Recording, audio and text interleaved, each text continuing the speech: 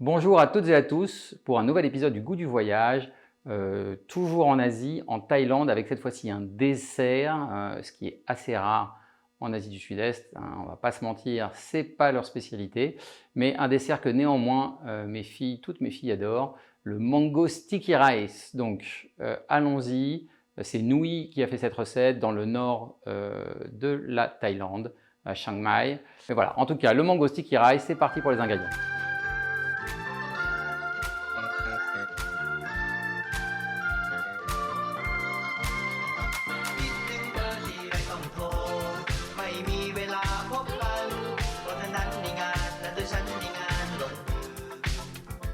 Ok, alors on est parti pour les ingrédients. Pour le mango sticky rice, évidemment de la mangue, une très bonne mangue. J'espère que celle-là est très bonne, parce que c'est quand même la base du dessert. Si votre mangue n'est pas terrible, ce ne sera pas terrible de toute façon, quoi que vous fassiez. Le sticky rice du riz gluant, thaïlandais de préférence évidemment.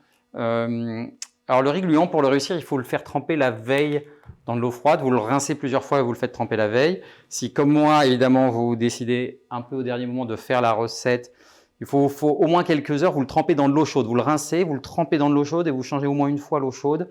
Et comme ça, en fait, ça va démarrer la cuisson. Si vous ne faites pas ça, vous n'arriverez pas à cuire votre riz, parce qu'après, en fait, l'idée, c'est de le cuire à la vapeur. Il faut qu'il ait d'abord pris de l'eau, qu'il ait absorbé de l'eau.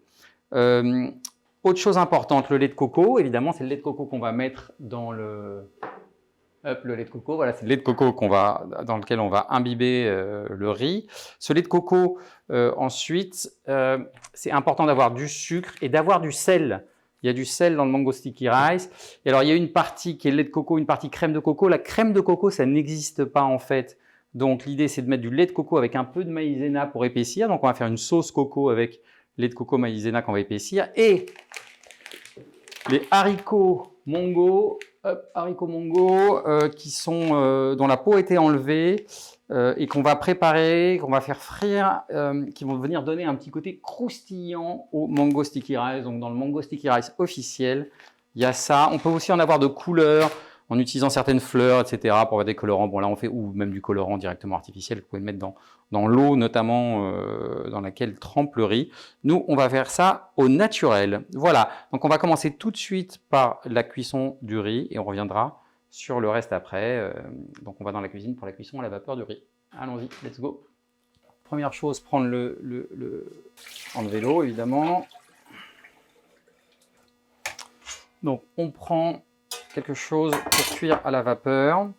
Alors idéalement c'est un panier en forme de chapeau chinois en paille, mais là je ne l'ai plus, qui parfume un peu le riz aussi, mais là on va se contenter de ça. Voilà, on met le riz dans le panier vapeur. C'est important évidemment que le riz ne touche pas l'eau quand on va la rajouter. Donc maintenant on va rajouter de l'eau chaude au fond, de l'eau bouillante. Donc là je vais prendre ma petite bouilloire.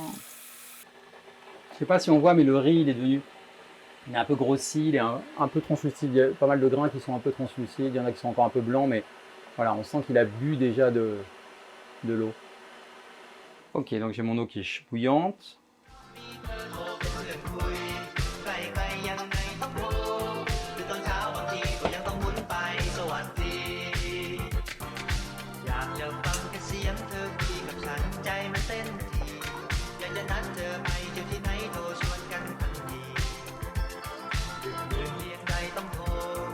Ok, allez, je pense qu'on est pas mal. Donc ici on y va. Au début fort pour faire bouillir.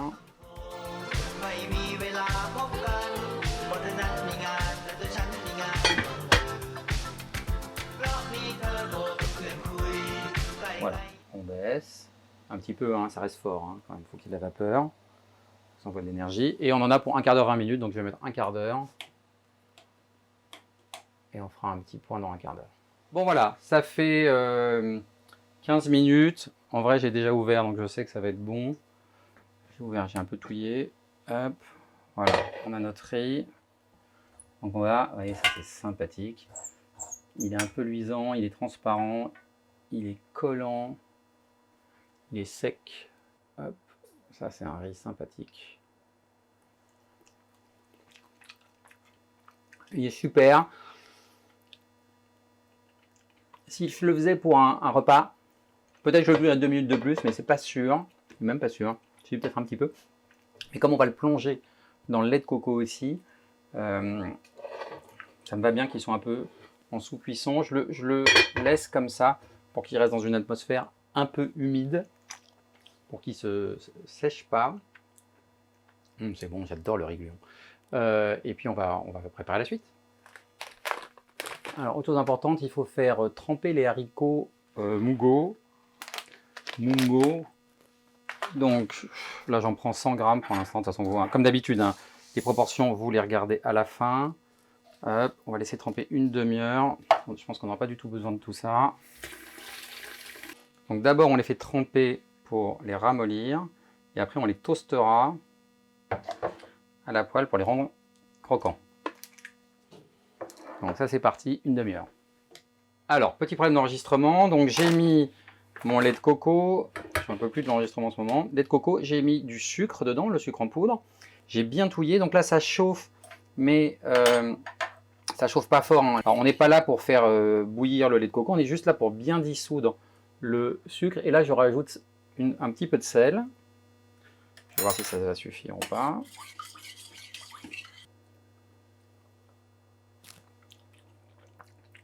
Oh, c'est pas mal.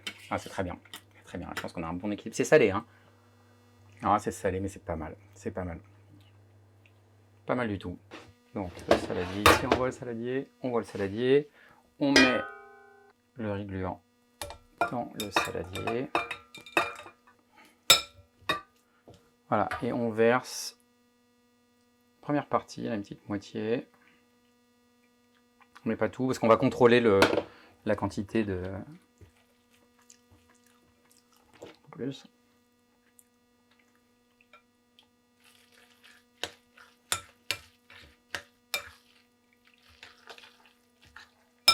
Je cache un peu, hein. Je mélange en fait. Hein. Je mélange bien.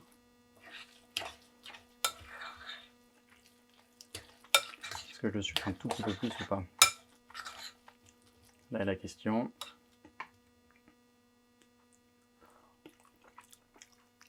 Parce qu'il y a après la crème de coco qui va venir dessus. Alors il y en a qui la font que salée, la crème de coco.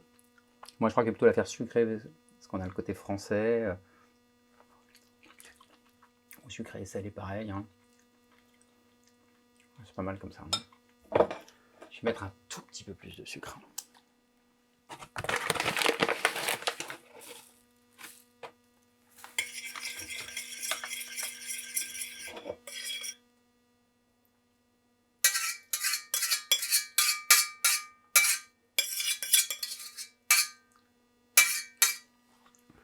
Allez, je couvre pour pas que ça s'assèche et on va laisser reposer. Voilà, on va laisser reposer notre petit riz gluant un petit moment. Et on va préparer les autres éléments et notamment la crème de coco.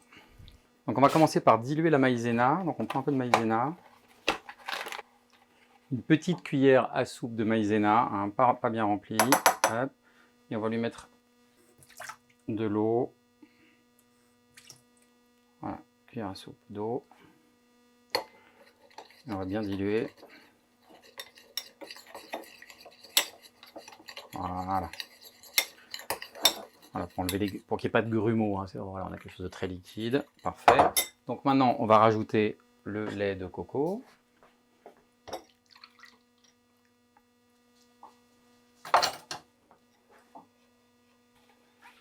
Voilà, et on met sur le feu, on va faire épaissir. Donc là, on va faire bouillir pour le coup, à la différence de tout à l'heure. On y va. Et il va se poser ensuite la question, salé ou sucré ou les deux. Donc vous trouverez des recettes dans lesquelles il y a du sucre, des recettes dans lesquelles il y a du sel, des recettes dans lesquelles il y a les deux. Là, ça va être une question de goût. Moi, je pense quand même qu'on va... on peut essayer de laisser la douceur au coco. Bon, je pense qu'on va sucrer quand même. Surtout que le riz, je ne l'ai pas fait très sucré. Voilà, comme ça. Pour le baisser. Voilà, ça épaissit. C'est épais, c'est sympa. On va le sucrer, moi j'avais pas de doute. Je pense qu'il faut sucrer et éventuellement saler.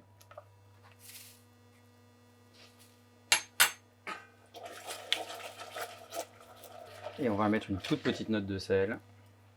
Ça c'est vraiment une petite cuillère à café, hein. C'est minuscule. C'est comme un quart de cuillère à café, je pense. C'est vrai que ça vient de donner un petit quelque chose, ce petit côté salé là. Après il y a la mangue. Donc la mangue va venir donner du sucré, donc je pense que voilà, on est bon. Donc je vais stocker maintenant ça dans un verre. On va laisser refroidir cette sauce qu'on ne doit pas manger chaude.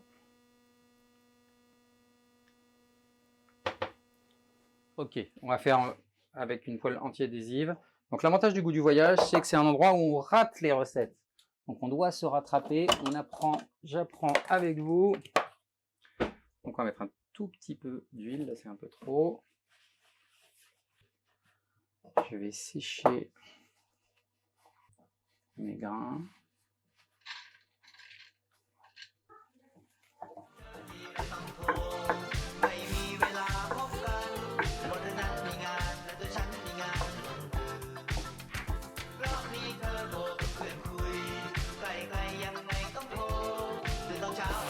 Je sais pas exactement jusqu'à quel niveau il faut faire sécher le truc.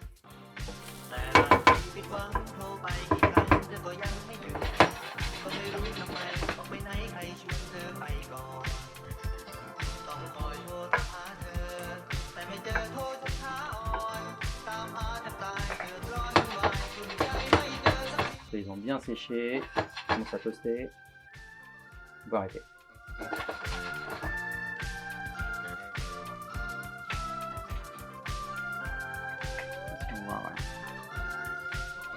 Voilà, ça on le mettra sur le sticky rice pour faire le côté un peu croustillant. Ok, dressage du mango sticky rice. Donc, on met du riz gluant dessous.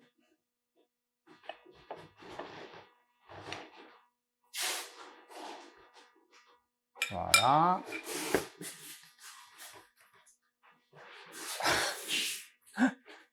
Je trouve une activité qui fait un peu plus de bruit. On va mettre, donc j'ai coupé la mangue en lamelles. On va couper là. On va essayer. Hop. On met la mangue dessus, regardez comme c'est réussi. Une jolie mangue. Par-dessus la mangue, la petite sauce. Bien crémeuse. Voilà. Et les petits haricots mungo toastés qui vont donner le croustillant. Voilà. Bon, c'est pas un babarum, hein, mais c'est pas mal. Je vais goûter, je vous dis. Test du mango sticky rice. Pendant que j'ai fait la photo. Bon, c'est très bon. Hein. En fait, je vais vous avouer un truc. J'avais jamais goûté un mango sticky rice. La mangue est très bonne. Alors, c'est super. Normalement, j'aime pas les desserts au riz. J'ai horreur du riz au lait. C'est pas mal du tout, hein. Alors, peut-être, faut mettre pas mal de sauce parce que mon riz, il est bon, mais il est pas très sucré. Alors, il faut être généreux sur le nappage. Ah, c'est très bien. Hein. En fait, c'est pas du tout trop salé. C'est salé comme il faut. Bon, bah écoutez, j'adore le mango sticky rice en fait. À bientôt.